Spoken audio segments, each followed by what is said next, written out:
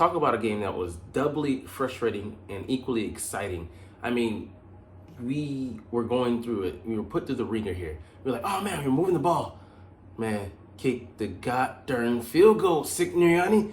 I mean, as a fan, it couldn't have been a more heart palpitating affair. But hey, we did close it out, and we were able to take away a lot of positives because, like I said, we were moving the ball even despite being down our top two wide receivers at one point.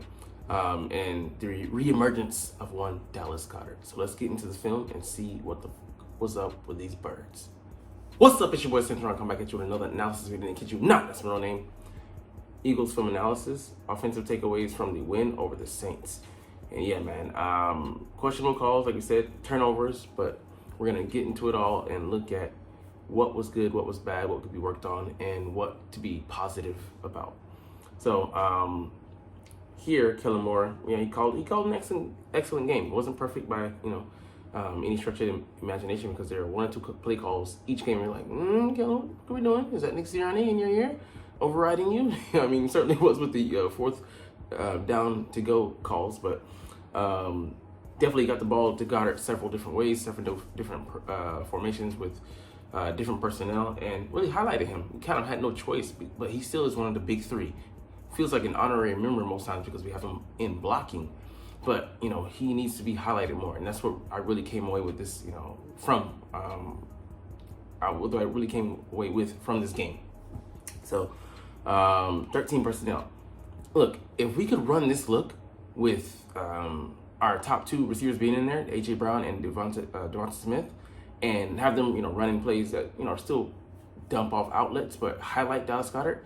That's what we need to do. Different phases of the game, just maybe different times of the game.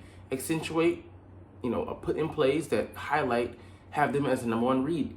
And it's too A.J. Brown, Devonta Smith centric when they're both in there and both healthy. And I get it. They're both exquisite talents to have. But don't sleep on Dallas Goedert. I mean, 10 catches for $170, that was by far, his career best. But it shouldn't have taken, it being down to this. Our receivers out of the game, and we have no choice but to lean on him. Lean on him, even when those guys are back in the fray. Anyways, I love it. Like I said, 3 tight ends. That's why we brought Jack Stahl back. And, he's able to just go off here, run the deep over route. And, I mean, just the way he runs it like wide receiver. Bam! Got Tyron, turned out, pause, no diddy. He's able to put him in that position where he thinks that he's running a seam route. And how many tight ends are going to be able to do that to a DB? We have a number of good ones in the league, but he's so adept at running those wide receiver routes. He's really a tight end trapped in a wide receiver's body that can block as well. All right, but anyways, the copycat league, you can see here. Several people, they do the same thing over route. Bam! Got the DB touchdown with the Lions. I think that's Sam Laporta. Here, George Kittle, another excellent blocker. I would say the best blocking tight end in the league. He doesn't score, but he gets hella yards. Here too, I think the Packers turned out might be the Bears DB. Same example. Just excellent usage. I don't know what the play call it. Boot away. We did it a little bit, I think, different, but the concept is the same. All right, Kellen Moore, he's looking around the league. All right, it's time to say something controversial. I don't believe this was controversial when he looked at it and people explained it. Yeah, Devonta Smith was in the wrong for this route, and it's interceptions all get tabbed to the quarterback. Get put on his bill. Whose man is this type? Deal with Travis Q. Anyways, he didn't cross the face of the DB, and I didn't know that this was a two-way go. So if that's true, and you look at the amount of space and the stance that that Tyrann Mathieu, the Honey Badger took, he was already sold on it being an inside route. If he would have freaked it to the outside, he would have been left in the dust, and that would have been an easy touchdown. So Devontae, I don't know. I just think he maybe felt like he had no choice but to go that way, or that's where he felt like things were shifting and leaning. Look at that, all that space there. Bam, he should have had that. So if there's a bigger body in there, I would have ran that route with Goddard. You can see, and you can see he's boxing out Tyrann Mathieu smaller. I think he's like 5'9", and Dallas is like 6'5", and or AJ Brown, he runs that route. He's able to shield the ball with his body and take the impact and hold on to it for a touchdown. But knowing your personnel, I attribute that to Kellen Moore. But once I saw that he did have that space, and if it was, like I said, a true option route, then that's you already put that on Devontae, but he should have read it to the outside, similar to the Tampa Bay Bucks play where I think it might have been I think it might have been AJ. No, it was our running back last year, DeAndre Swift. He read it correctly to the inside. Jalen Hurts misread it to the outside to do the pick to our now linebacker Devin White. All right. Anyways, this is Hurts' fault. So he scrambles, nowhere to go. The routes are covered. That happens. The defense, they get paid to play that those positions as well, and the professionals. So everything's covered. Hurts has just got to have better ball security here. He's carrying the ball like Shady used to carry it, number 25, cut on a dime, 25, like a loaf of bread. And, you can't see it, but he's holding the ball like he's swinging it like this, cavalier, in traffic, guys around you. You don't know when you might be impacted from the backside. Pause. Again, no Diddy. You got to be better with that. So let's look at it here from the front side. Pause. Let's see when Jalen takes off. Granderson is going to end up getting the strip sack, but yeah, he just pursues. He grabs his foot, and then it's so bad he doesn't even make contact with the ball. He grabs it, and then he taps his foot. Jalen falls down, and then he ends up having the ball come out. So yeah, like I said, he's got to be better at situational awareness. Right here, turnovers. I like this. He's being aggressive, throwing the ball to Devonta Smith here. I think it was maybe a hook route, a comeback. But some people say settle for the underneath route. When it got first down, he would have had to break multiple tackles, and that would have been unlikely. So it was third down. We had to have it. We're near our own end zone, so we had to punt the ball. Kept the drive going. I know we didn't score on it because this is early going, and it was still 3-0. But look here. Let's see what route Devontae runs. Because he scrambles to his left. People say he's not good at throwing to his left. He just doesn't do it a lot. So he scrambles with him, comes back to the ball, and then just makes a move, gets free. So that's also been kind of an issue where we see that when he does scramble, the receivers sometimes don't help him out by coming back to the ball, true scramble drills. So don't know how much they practice it, but the offense is really predicated on being timing based. Getting the ball out Jalen's hands when the drop is ready. Yeah, but we need that's something we need to improve upon. Slighter issue, but Jalen does tend to scramble more than your average quarterback, so something that they should be drilling if they're not more heavily. All right, a beautiful throw here. Trevor Lawrence, people rank him above it. Jalen Hurts, I don't see how, especially given this season. And I know everything isn't on him. It's part him and part the head coach, but how can you? But yeah, look at where he put this ball for Goddard. Just on the money. My favorite catch isn't even a 61-yard catch. It's the one, I think the 30-yarder, we might get it to it here. But he makes it on a simpler mesh concept. And he catches the ball out in front of him. Jalen puts it out in front. He has to reach for it a little bit. Right in his 1 mitt. Just beautiful catch. You couldn't have put it in a better place. The defender has no shot at catching that ball. Only Dallas. It's going in the dirt, or it's going to be a catch. So yeah, I love that Stoutland had these guys come in. He's got them ready. And Tyler Steen, I thought he would have won the job, but we saw that what's his name? Becton won it, but I was like, damn, we need to extend Becton. Pause on that, because Tyler Steen came in and did a pretty good job, and Fred Johnson, we might need to extend him, for the low, because he's looking like a pretty good backup replacement. Last year, he didn't look as solid as he did this year, and granted, it's a small sample size, but we'll see. Or hopefully we don't see, because Lane might be playing this weekend. All right, anyways, let's get to the catch, man. So again, bunch formation. Dallas going in, and just an excellent disguised route by him. just has the leverage, and he just gives that little, silky smooth move, not there, has the offense back. But let's look at the blocking here. I think they might have tried something, maybe a stunt, 1, 2, 3. And they got, defender standing up. Okay, they brought, I think, 5. Had excellently covered, protection held up. Jalen has the time in the pocket to just sit there and just, hit his guy. Hey, man, you couldn't have asked for a better situation. I agree. We had 2 backups come in, and, there were no hiccups. It's hard for, a team to find just 5 starting linemen. And we have, 7 guys who are quality starters, and maybe more, potentially. But, it's also the system. There's a reason why Jeff Stoutland, he's highly regarded. He's one of the, our true prized treasures as a coach we have. He's developed guys like Mailata and brought a lot of other guys. I mean, they get poached in the offseason because teams look at our players and they see that they're well coached. And he brings out the best in them and their potential. All right, let's see. Kellen Moore's offense this year. Devontae might have been open on the route. I thought that him, and I think this is John Dodson at the top, got interfered with. So we'll look at it. These kind of plays are gonna happen. So Devontae goes into motion. See that it's man on his own coverage, and he gets held on that play. I'm like, come on now, that's way beyond the 5 yards. He's getting contacted, and then John Dodson up here. I think it's kind of like it could be incidental, but it's beyond right around that 5 yard mark. At least right there, he's still riding him, and he's kind of come back to the ball, and his progress, we could say, was kind of impeded. So that might have been ticky-tacky, but the one with Devontae Smith was 100% certainly pass interference. So those things are going to happen, but I think, is that where we went for it on 4th down?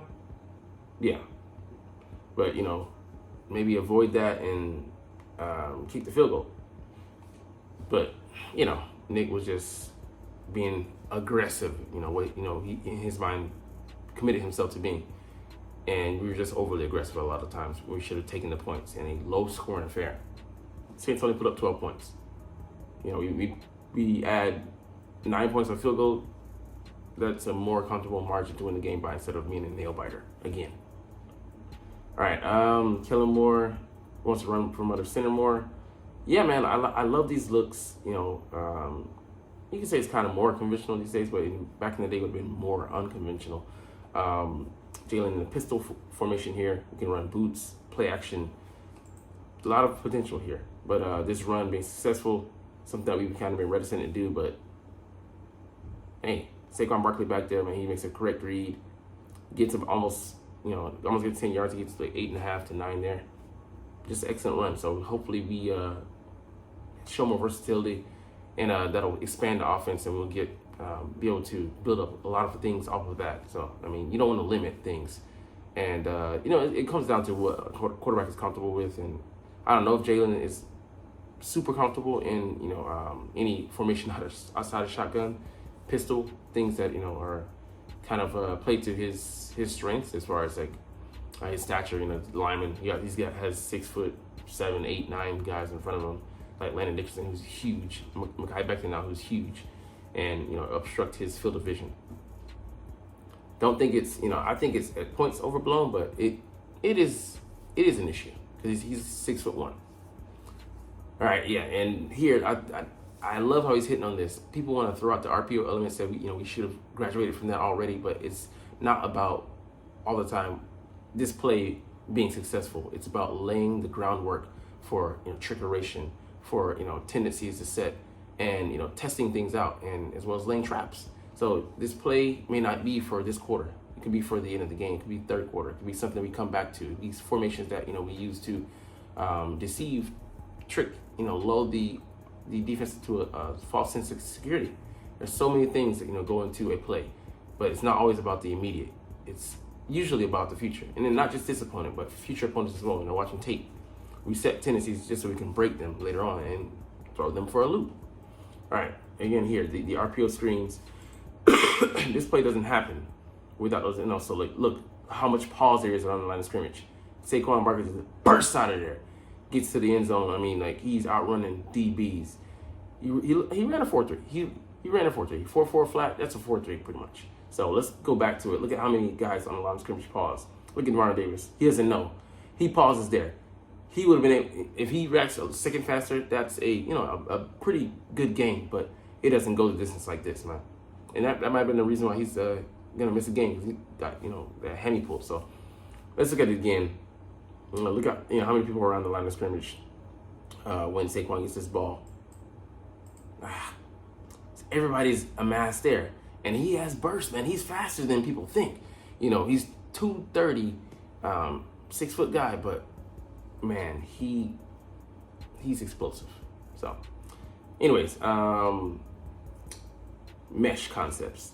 Beautiful here. They were doubling Dallas Goedert in times, and it's helped us beat some of that, bracket coverage. So at one point, I think the play before, they might not have committed everybody to that coverage, shallow, middle, intermediate, and deep. But there were 3 guys, around Dallas when, Devontae went out, because they knew he would be the option. And, they tried to keep him in between, those people. But, you use these rub concepts, and the receiver gets out the way, obviously. Otherwise, it's pass interference on the offense. But find ways to free him up. So mesh concepts, trips formation, opposite of Dallas Goedert, and having the receivers interfere. So I think he's on this side. And here, just see him run. Okay, he's running that way. I completely forgot where he was. They're opposite of him. He shakes that guy. He's able to outrun the coverage, get on the flank of the defense, the weak spot there with them trying to cross and such. But they're passing guys off, or they're running with him, and just a loss either way. But I want to say this was man defense, man. Okay, no, it was zone. It was zone, but the same play messed them up later, because they tried to do it man this time, and it's just like, either time, like I said, it's either the guys trying to pass them off at the right time, and we have other routes running interference, and then receivers quite literally running interference, or it's them trying to keep, sift through the trash, and it's just too much to filter through. The ocean's dirty. All right, again, this play here, this is the one that went for 61 yards, where Jordan Mailata told him to unhook the trailer, man. You can see again, receivers opposite him, they're trying to play him in man, and he just busts the coverage wide open, because Jahan Dotson excellently dekes out, 2 guys. They're about to, jump scare each other, run into each other, and 3 guys end up getting caught up in the crossfire. Dallas is free. He couldn't score. I wish he would have stayed in bounds to bleed some more of the clock, but excellent execution. That play, I think they tried to run a stunt as well up front. So, just that didn't work out. Oh, no, that was on a different play. Okay, it kind of did, but, just, you can see here, nobody's within even, 10 yards of him, which is crazy in the NFL. That's crazy space. So, shout out to Jalen for audible into that, but, the play call as well from I almost said Shade Steichen, from, what's the guy's name? I can't even think about our coordinator's name right now. Not Dan Campbell. Golly, bruh. Anyways, brain fart late in the video, don't care.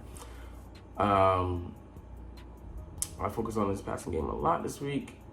But yeah, Barkley, man. They don't even really do anything special here, just power of the offensive line. And by the time anyone gets inside, because Tyler Steen's going to the second level, it's not that he got through. Everybody's getting, look at the push here.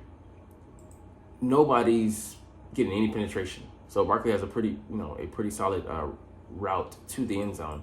By the time someone gets off his guy, because he's going to the second level just in case he makes contact, but he's already too far in. He's going to the end zone, and then 2-point conversion, same thing, just power through there. Made sense.